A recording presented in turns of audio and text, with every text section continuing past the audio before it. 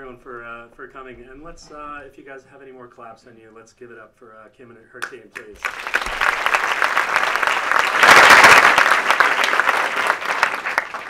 Today we're going to talk about revolutions. And when Kim first asked me to come to Chicago and speak to the Creative Mornings crowd, I was really honored. It's a community that I've long admired. And when she told me that the subject was going to be revolutions, I thought, what a jerk. Because I live in China, and there's not a lot of information to be had about revolutions in China. If you Google revolutions in China, this is what you get. Because there is no Google in China. I actually like the fact that they go, that's weird, your signal's out. But if you use the more China-friendly search engine called Baidu, these are the types of images you get when you look up revolution. And my big fear was that you guys were going to all leave today thinking that the successful elements of a revolution involved funny hats and dance moves. But Kim said, no. You're already part of this revolution. You're part of the sharing economy platforms that are revolutionizing different industries. Uber with taxis, Airbnb with hotels. And I thought, I never really thought of myself as a revolutionary, but I think she's kind of right. Just as George Washington's revolution was about freedom for this country, Nelson Mandela's revolution was about equality among races.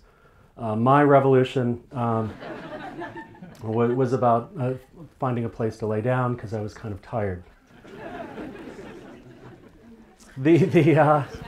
My revolution started pretty logically. I took a job in Hong Kong while my family stayed behind in Shanghai. And that meant a week, every week, having a lot of planes and trains going back and forth. It also meant that I had to find a place to stay, and that just felt so conformist to me. So I thought I would just use Airbnb when I'm in Hong Kong. And to make things really interesting, I'd stay in a different place in a completely different neighborhood each time I'm there in town. I called the project Yearbnb because it was supposed to last a year. And after a year, I'd stayed in 60 different apartments on 9 different islands using 35 different train stops. And like a lot of addicts, I thought I could stop anytime I wanted. Like a lot of addicts, I was wrong. I've now stayed in 102 Airbnbs just in Hong Kong alone. I know it's a problem. To make matters worse, I'm starting to use Airbnb while I travel as well. And so today I've slept in other people's beds about 300 nights in 10 different countries in the last 22 months. And along the way, you kind of learn a few things, and those are the things I want to share with you today. I like to think that these are the lessons that are keeping the hotel industry up at night, wondering who is this revolutionary at our gate, and why is he wearing pajamas? One of the things I learned is that authenticity cannot be scripted. When I think of my favorite places that I've stayed at, it's not always the best locations or the most comfortable beds. It's really just the places where you can tell people care. And that comes in a lot of different forms. One of my hosts labeled everything around her apartment so there'd be no confusion. If you looked for a hand towel, you just look for the sign that says hand towel. If you went to flush the toilet, no worries, the toilet flusher says press downward. I like to think I can figure some of these things out myself, but it was very helpful. Another host every morning greeted me with boiled tomato power juice, which tasted like a very thoughtful gesture. But it's funny. I mean, if you think of some of the things that really were so warm to me, they are the same things that happen at hotels. There's mints on pillows. There's nice notes from managers. A lot of us have experienced that in hotels. I think they mean a lot more, though, when it's not part of someone's job description. No one told my host in this small village of Cam Tin to take me on a 2-hour walking tour around the village. But I never would have discovered this ancient house that had been completely consumed by trees, or this rich family that kept a tortoise as a pet. I learned that the concept of hosting is still in beta. It's very loosely defined depending on who your host is. The Airbnb hosts are completely unprofessional, and I mean that as a compliment. I think that it's really the human factor that makes the experience so great. If you look at the picture on the left, that's a gorgeous apartment owned by an art dealer, and every morning her helper would serve breakfast on the balcony overlooking Hong Kong Park. On the right-hand side, at the top, you see a colonial mansion. It's about 7,800 square feet, had 5 fireplaces. Where I stayed was the penthouse, which had a deck so large it had 3 separate seating areas. Both of those places were less expensive than the time I stayed in a IKEA bunk bed in a toddler's room. The unprofessionalism, really, like when I think of my best moments, they really are the ones where people thought they were being good hosts, but maybe not. Sometimes you walk into places and it just looks like maybe they weren't expecting company. One host had me hop on a bus to go meet him at a beach party because he was having a good time and didn't want to come and bring my key. My favorite was checking into a 6-story walk-up, and I buzzed the front door and I just heard a voice yell out, "Hey, look out!" And my host put the front door key into a sock and threw the sock at me. which was a successful method. I learned that you shouldn't look ahead in life, that you'll ruin the surprise. I think that unpredictable moments should be put on some sort of endangered species list because they really are going away quickly. We know exactly when a car is arriving before it comes into view. If we go to a restaurant, we can read a review of every single item on the menu. If we're just meeting friends at a party, we know already who's there, what they're wearing, how the music is. And I think what happens because of that is unpredictable moments seem to be increasing in value, and certainly in my mind, the best ones have been the most unpredictable ones. I saw this studio once that was so small, it looked like it didn't even have a bed. And I'd never stayed in a place that didn't have a bed, so of course I booked it. And when I got there, the host, shows me around. It was a very short tour. And he shows me around and he says, "Oh yeah, wait, check this out." And he hits this button on the wall, and all of a sudden the ceiling starts dropping. I know.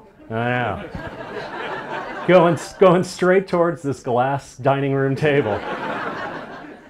And it stopped right beforehand, and so the whole bed was just suspended about 1 meter off the ground. I love telling the story about this bed that's suspended 1 meter off the ground. I did not like sleeping in this bed that was suspended 1 meter off the ground.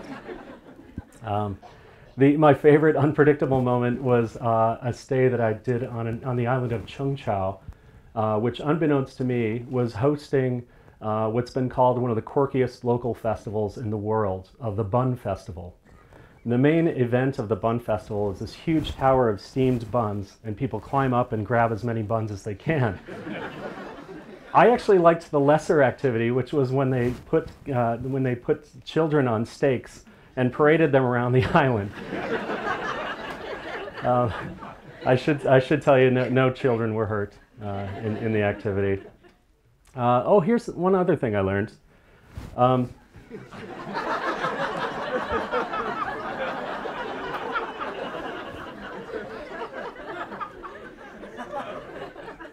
I think that's enough of that. Look, we haven't worked together very often, so let's go back a sec. When I say, "Oh, that's enough of that," you guys are supposed to say, "No, we want to hear more," and do it with kind of like a little bit of a pervy thing going. Ready? Well, I guess that's enough about that. Oh, I guess we have a couple of pervs in the audience. I'm so glad I prepared this slide.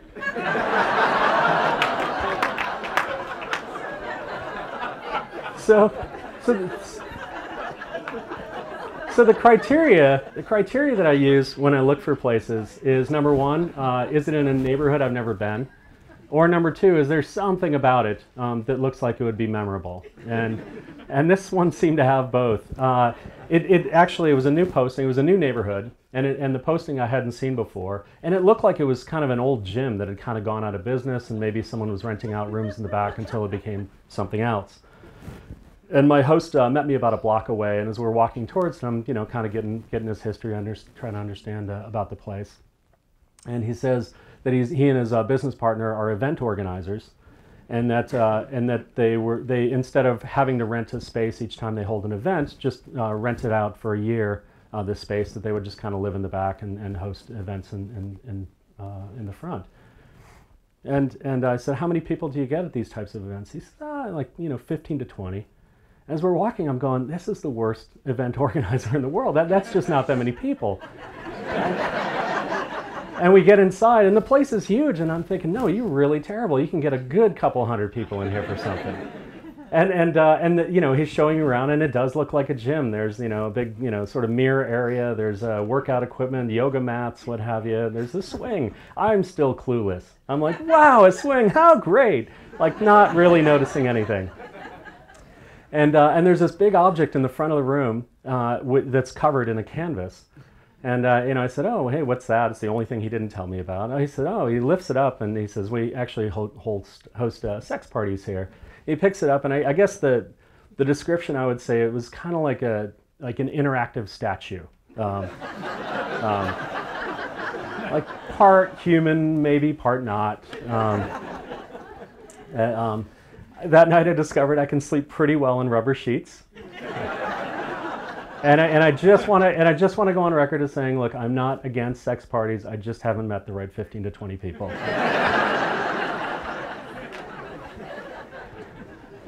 I learned that the better you know a place, the less you notice about it. In advertising, we have a term called sleep shopping, which is to say when people go into stores, they just look straight for exactly what they're looking for, and they don't notice anything else around them. And I actually think that that's kind of how we live our lives. We start to build up this tunnel vision. As soon as we know what we want, where we're going, we kind of don't notice the things around us. As soon as we take a shortcut, we never consider the long way again. Think about when you go to a foreign country and you use the train station for the first time. You don't know the currency, you don't know where you're stopping, you don't know how to scan or insert the card or the chip or whatever it might be.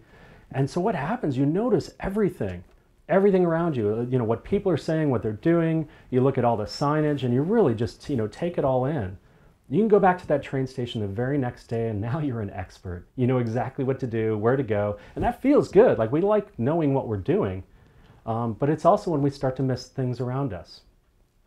And so one of the things I try to do is not get into this tunnel vision. If I'm ever in a place for a full week, I'll try and take a different way to work each day. A ferry one day, a train or a bus the next. Sometimes I'll play bus roulette, where I find a bus stop that has a ton of different bus lines, and I'll just hop on the first bus that comes up just to see where it goes. I wouldn't do that in Chicago, for the record. But what I've noticed is it's almost impossible it's impossible to avoid rituals. Now each one of my stays starts with looking for a nice little cover shot to start the stay, ends with a picture of a suitcase at the front door. In between, I try and work in a little conversing with the locals, so they can laugh at my Cantonese. I think that's the biggest challenge of this project, is to really try and get back to, or try and rediscover that first time in the train station feel. I learned it's better to live than to visit. I do, on occasion, check into hotels. And it's funny, I can never remember where I'm staying. I always look at the little key card holder where the room number is written. But if someone tells me that they live in Tower 2, Elevator Bank 4, floor number 58, Unit D, the door code is star 6886, I have no problem remembering that. There's something about this experience that really kind of has you living in the moment. You kind of have to pay attention to things around you. And I think that's what I appreciate so much. This was, on the right-hand side, is an actual map to get to one of the stays. And it went through 3 bridges and over a farmer's field, and hey, look for the big tree. If you got lost, honestly, it could be a good 30+ minutes between the ferry dock and the stay. I never discovered how long it would take if you didn't get lost, surprisingly. What really makes people feel like they're living versus visiting is the decor. You know, what we put in our homes tells so much about us. And I will show you my favorite piece of decor, and I apologize to the art directors and designers in the room because it ain't pretty. You guys ready? The Happy TDAT Forever sticker. 1 full meter across. And so Hong Kong has a lot of holidays, and a lot of them I hadn't heard before. So when I walked in, I just figured that this was another one. And I Googled, because I was in Hong Kong, and you can do that here. I Googled up Happy TDAT Forever. And I came upon a link for Amazon where they sold the sticker. And the reviews were not good at all. People were pissed because it's supposed to read Happy Today Forever. And I don't blame them for being pissed. Happy TDAT Forever doesn't mean anything. But what I love is that Happy Today Forever means something. I'm not quite sure what. I learned the worse the situation, the better the story. Probably the most frequent question I get is, hey, what's the worst place that you've stayed in? And honestly, out of 102 places in Hong Kong, there's really one place that made me want to mace myself. Yeah, you should see it live. Stay number 4 had bugs along the wall, 1 working light. It was so small I could actually touch both opposing walls at the same time. And when you laid down on the bed, right next to you on the wall were blood stains. And you're probably wondering why I knew there were blood stains. Let me remind you, I'm in advertising. And we see a lot of blood in advertising. I learned perfectionism has a cure.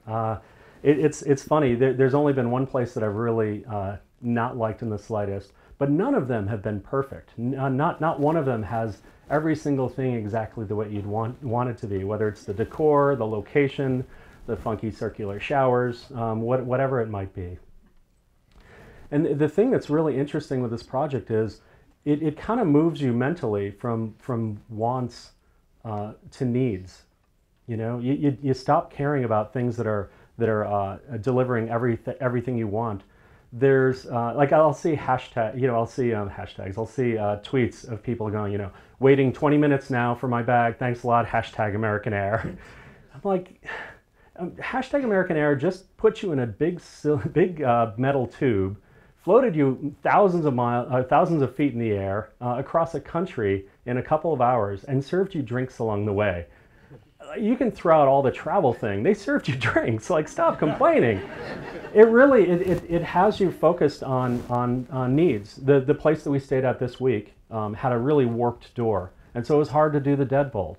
My want would be for a deadbolt to be easy. I know we have the technology, but the need was for the deadbolt to work, and it worked just fine. Really focusing on that has made everything a lot more enjoyable. The very first stay I had didn't have toilet paper, and it was my first Airbnb, and I thought, God, I'd never heard anyone talk about the BYOTP, but I guess that's just part of the gig. And so for the next 8, 9, 10 stays, I carried around toilet paper just in case, and of course every other one had toilet paper. But I still walk into places after over 100 stays, and when I see toilet paper, I'm like, yeah, incredibly appreciative. The last lesson that I'll share about Airbnb is that revolutionaries, I think, are at their best when they're a little bit deaf. I think a lot of times when you want to challenge the status quo, the people around you are the ones who keep you from doing that, whether it be out of fear or expectations of trying to fit in, whatever it might be. I've been blessed to have incredible support from my family throughout the project.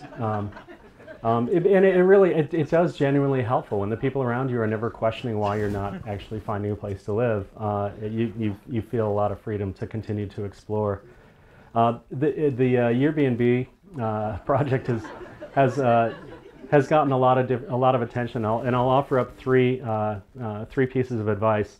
The first is, if you get interviewed on the BBC, try to keep your eyes open.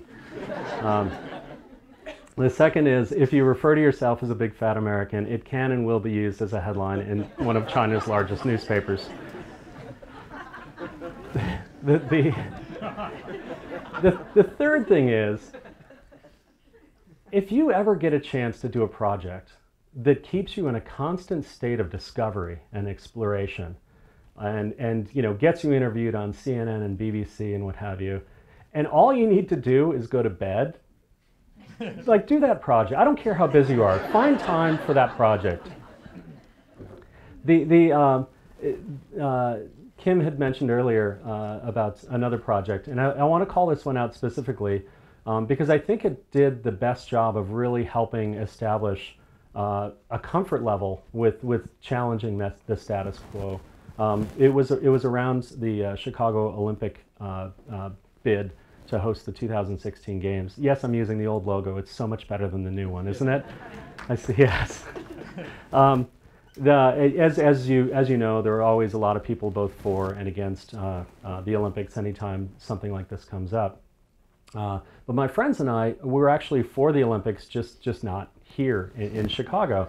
And so we created Chicagoans for Rio 2016, where we basically gave people a voice who are for the Olympics but really don't want to pay for the Olympics and would rather they go somewhere else. The site was really just one page filled with all sorts of facts, figures, and games, including matching the Olympic host with the debt they incurred. It had a nice slideshow of all the abandoned stadiums from Athens and what have you. And of course, you could contact the IOC voting members themselves and let them know that maybe they can have the games in Rio. I don't know. We launched the site on a Monday morning at about 7 a.m. and we wanted to seed it just to sort of see, you know, where it would gain traction. So we sent it out to a link out to 2 people on Monday morning, and by Monday afternoon, CNN was calling for interviews, and the media attention was it was plentiful, I guess, and it wasn't always particularly positive. A lot of it got very, very personal. A lot of it, I actually received death threats, which as an ad guy, I'm like, yeah, death threats. That's pretty cool. But you know, there were people calling for me to be fired, which I normally wouldn't care about. But some of these people were my bosses. That was a bit awkward. But because the company that I worked for, unbeknownst to me, was a silver sponsor of the bid. So not clearly vetted. I'll give them that. The thing about this project, and I think, was the criticism that came, and certainly some of the attention that came, it really made the work that I've done and that my team has done a lot braver ever since then. It's really made us comfortable to take stands against what a lot of people are feeling. And obviously, you should always have a point to doing so. But when I look back on both side projects and on client projects, gosh, I really like what this bravery has created. Kim also mentioned the Chair Free Chicago, where we took on the tradition of dibs and allowed people to declare their street or their neighborhood a chair-free zone, to say, hey, you know what, we're going to actually treat each other as nice during the winter as we do all summer long. This project received an absurd amount of attention because while we were going through the campaign, we got one of the largest snowstorms in the history of Chicago, and so this became part of a big international coverage. Received something in the billions in media impressions, and so that sounds like a very successful project. Frankly, we weren't doing it for the attention. We were doing it to stop people from treating each other like jerks during the winter, and from what I understand, it hasn't been successful. So if this is a passion point for anyone, there are things that I wish we would have done. I'd be happy to share them at a later time. We took on a Chicago institution of Tom Skilling, meteorologist, who seems like a very nice grandfatherly guy, but is in fact a liar.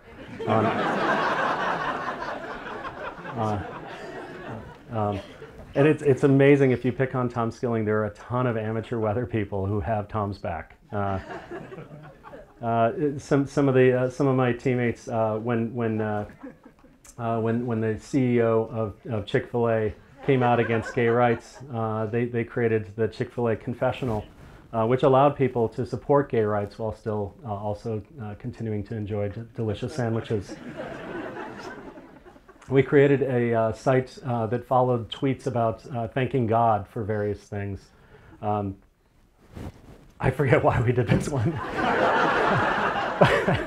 But if you ever do want to get a lot of press attention, just mention God, and that's generally a pretty good one. It's certainly that attitude carried over into our client work as well.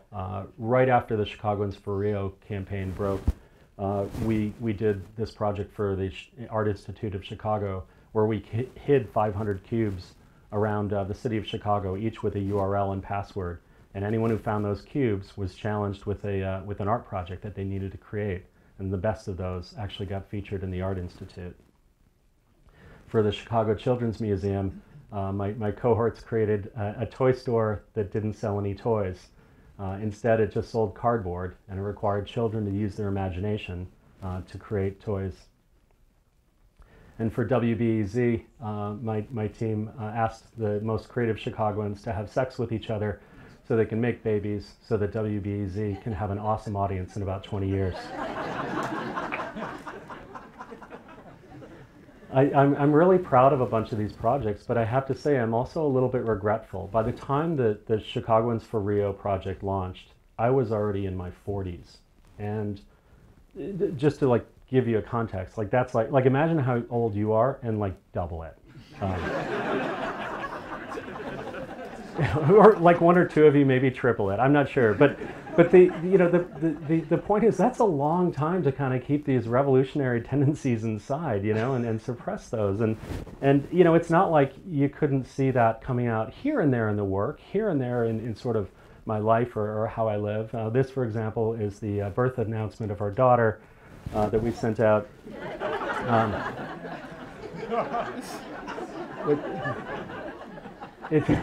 It's nice to hear you laugh. I wish you could have talked to my wife's grandmother. But really, it came out. It came out in pieces here and there, and I think since the Chicagoans for Rio project, again, I just mentioned the bravery and the confidence of taking a stand.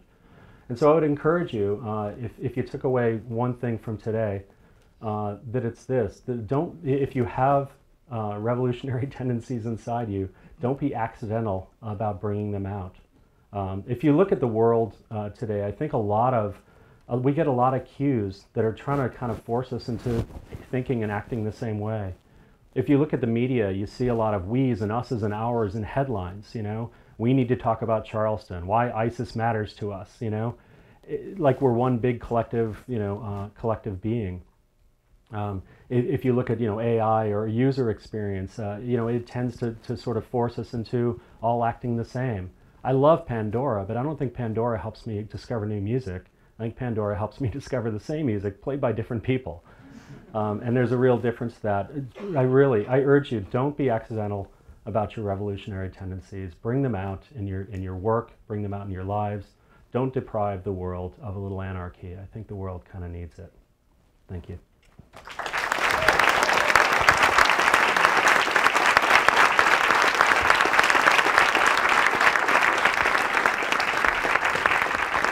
So I hear you people are the question-asking type. Hit it. I actually don't have a question, but you've been talking about revolutions, and for anybody who hasn't been on your phone, and I don't know that you saw it up there, but the Supreme Court announced that gay marriage is equal, or marriage is equal for everybody in this country as of this morning. So.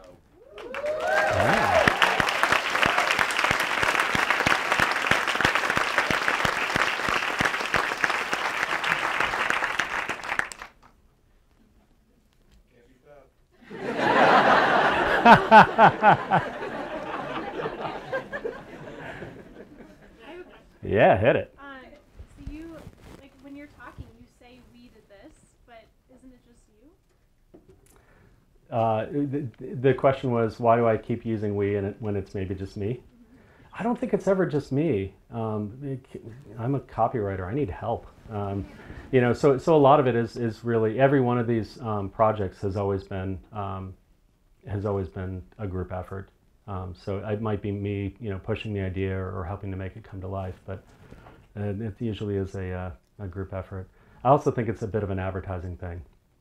You know, there's no I in team, but there is a we, or there is a me, excuse me. But no, yeah, I think it's just always been a bit of a group effort. Yeah, hit it. What do you notice differently staying in Chicago at an Airbnb, 2 miles away from where you lived, in how this has changed the way you experience something that had been so familiar to you? Yeah, it's funny. About Chicago specifically? Yeah, when you're back where it used to be home, what happens for a different lens? I just, right before here, I went and took a picture of the marquee across the street, and at some point might post this picture that says, you know, how much Chicago has changed. Weird Al Yankovic sells out. The hell? No, you know, I think you always get a lot of things that change a ton and things that don't. I mean, I was here for, you know, probably 48 hours before becoming a completely addicted to Divi, which I'd never played with before. That wasn't around. Yeah, there's certain things that change, a bunch that hasn't. The one thing I noticed about Airbnb specifically in the U.S. So I was in Los Angeles actually a few weeks ago, and now here in Chicago. I'll be back in Chicago in a couple of weeks for a bit of a work thing, and each time I've run into hosts they're a little bit sketchier than anything I've seen in Hong Kong. The one in LA accused me of smoking outside of our apartment and was just as pissy as anyone who I'd met. The one here, after we had booked it, she said, "Oh, by the way, it's the apartment just went on the market, so we have a bunch of showings every day." Again, like it's not that big of a deal, but it's a little bit more of an inconvenience than you expected. I booked one yesterday for this stay in a couple of weeks. The guy says, "Hey, that's terrific. You know, you're in." He goes, "By the way, none of the furniture you saw in the shots is actually in the apartment." And he goes on to explain that it's because of the legality, you know, some questionable legality of Airbnb and his condo building in particular. So again, like I understand the rationale, but it seems like U.S. people like have a little bit of a story to a little bit of a quirk they throw in even before you get there. So I've noticed that seems to be a trend. That doesn't answer your question, I realize. Cool. Has Airbnb caught on to this, and has there been a reaction? Airbnb has caught on, yeah. So I've spoken to the Airbnb Hong Kong community once. Went to a party once. Did a headquarter tour. I actually don't want to get particularly close to them because I like being honest, and I think that, you know, if they start giving you stuff, you kind of want to give them stuff. You know, we're giving them a bunch of really nice attention, and I certainly speak very, very highly of them. But I want to be honest about the bloodstains. You know, when you do have kind of quirks, I don't want to feel like I'm indebted to any particular company. Whoa. Have you heard back from any of the tenants? Like the photos that you're showing, and you know, do they have any response? Yeah, yes. The question is, have any of the tenants or any of the hosts sort of seen some of the efforts? Yeah, quite a few of them have. A couple, I generally won't tell people about the project. Again, just you kind of want the experience of, I don't want people going overboard or you know, thinking that my stay is going to get any more attention than anyone else's. I kind of want to get that authentic feel. But some of them do look it up and they'll ask about it. It generally doesn't seem like it's changed the experience for the most part. And the mansion that I mentioned, the big colonial mansion, the host there knew about the project going in and just said, "Listen, no pictures on the outside of the mansion." He just didn't want people, you know, kind of seeing more than he wished to reveal. So we respected that. What else? Have you noticed a different style of hospitality based on like when you're living in Hong Kong or China and then coming back to the States? You said that you know, sometimes, or at least in your experience in the U.S., like people kind of have a caveat to when they're introducing their apartments. I was just kind of curious what your, maybe like a cultural perspective or a hospitality perspective. Yeah. The question is hospitality much different in the U.S. versus Hong Kong specifically? And I do think that quirk that I mentioned is probably the biggest thing I noticed. You know, that everything comes with a caveat here in the U.S., or at least we're 3 for 3 on that. But I think in Hong Kong you get a really big variety of hosts. I guess 102 people, you're going to get that variety no matter where. I don't see a particularly huge trend in terms of it feeling more Asian or more Western. You do tend to get more hosts that are from the West, so I do think Airbnb has more traction in Western countries, wherever those might be. You know, whether it be Australia, New Zealand, Western acting countries, I should say. Yeah, but no, I haven't really seen a huge trend. Hit it. Back to the revolutionary part of it. Do you feel that that's a second job? Because none of the revolutionary things were actually for clients. So to kind of do that, you kind of have to do it in your spare time or find that support someplace else. Yeah. How did you do that? Yeah, 3 of them actually were for clients. The Art Institute, the Children's Museum, and WBAZ. I do think that the thinking that we talked about tends to show up better in smaller clients, but they are definitely still clients. We just had a campaign break in Hong Kong for Snickers, and it was you know, the global campaign of "You're not you when you're hungry." So the team took famous quotes that everyone in Hong Kong would know, and these are kind of like famous bloopers. You had a celebrity saying, "I will try my best." You had a politician say the core value is the core value, which apparently in Cantonese is hilarious. So we used those quotes as headlines, and we broke the campaign on Friday. And by Saturday, someone was so it went off the charts in terms of social media buzz. By Saturday, someone had come up with a blooper maker, kind of where you can put in any famous quote and it'll twist it into something else, which doesn't make sense, but they were really giddy about it. By Sunday, people had realized that 2 or 3 of the quotes that we used were from politicians, and had decided that Snickers was making a political statement. And with the Tiananmen Square anniversary coming up, they decided to make this meme of holding up Snickers bars. By Monday, we're meeting with crisis management teams. So it, like. There are some good, you know, sort of shit-stirring stories from larger clients as well. Not as many as I wish. So I think a lot of people have like big ideas like you do, and they, you know, think how funny would it be to put it out in the world and create chaos in a way. But I think people don't do it because they're afraid of the negative attention it'll get. So how do you handle negative attention? Because you obviously get that.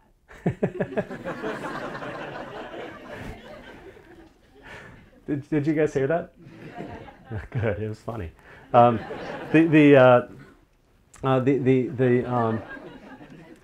You know, I do think that the shitstorm of the Chicagoans for Rio was helpful, because it was inescapable. You know, I mean, when it was so personal, and it was so, you know, like death threats. Like these are about games, by the way. You know, I think that really steeled me to not really caring too much about criticism. And I do think that we probably are so hypersensitive when we can see all our critics on social media all the time. I would love to think that we're going to at some point develop just thicker skins. Right now it doesn't seem to be happening. It still seems to be going towards thinner. But I think you're going to have to have thicker skins at some point. Otherwise, you're just going to be crawling into a shell, worried about anything. You know, I think the most well-intentioned efforts get a ton of criticism. So after a while, I just go, all right. There's always going to be critics out there. I don't think you can help them guide your actions. Yeah, I'm not sure if we do anything magical to get around there. I do think that the initiation of the Chicagoans for Rio thing was really helpful in not worrying about that stuff. Way in the back. Are there any points in your career that you missed an opportunity to be a revolutionary that you wish you would have taken? Yeah, I mean, I think I don't think there's any specific moment. prior to the last 5 years, that I'd say, oh yeah, if I were braver, that would have been an even better idea, or gosh, I could have thought about this in a more counterintuitive way, and gotten to a bigger idea.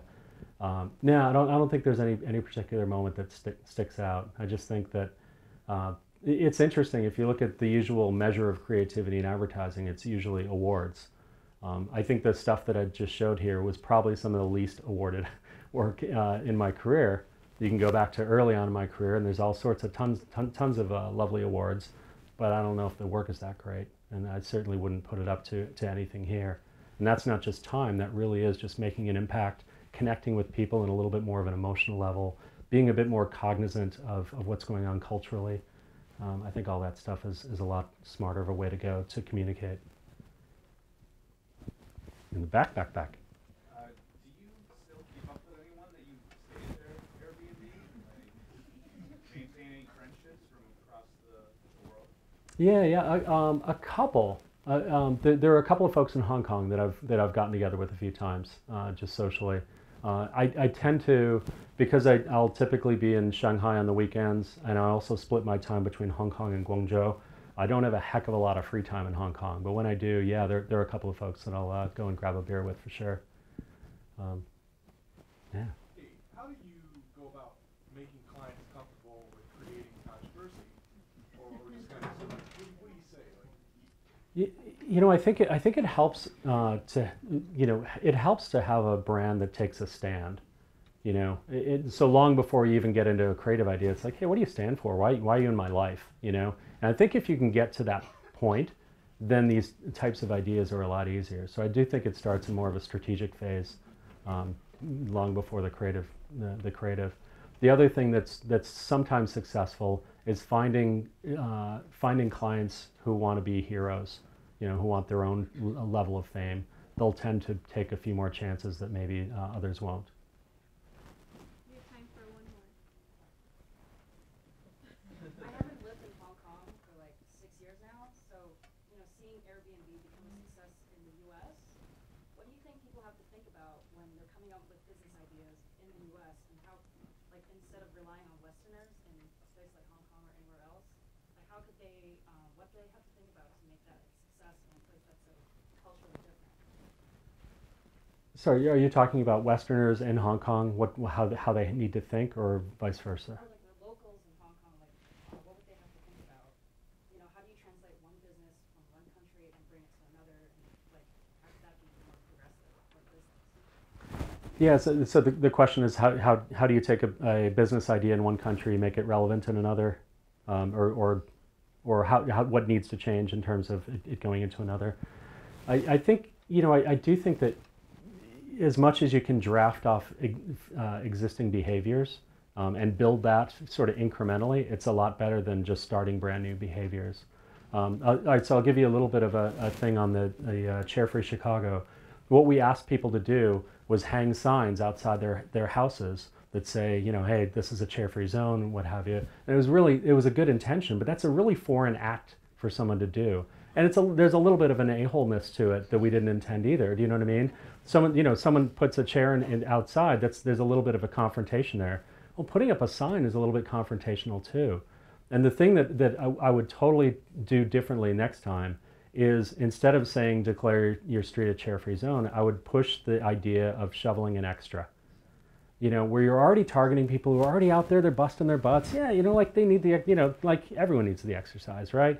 But if you're able to just have people start shoveling more than they need to, just a little bit here and there, it really reduces that sense of ownership.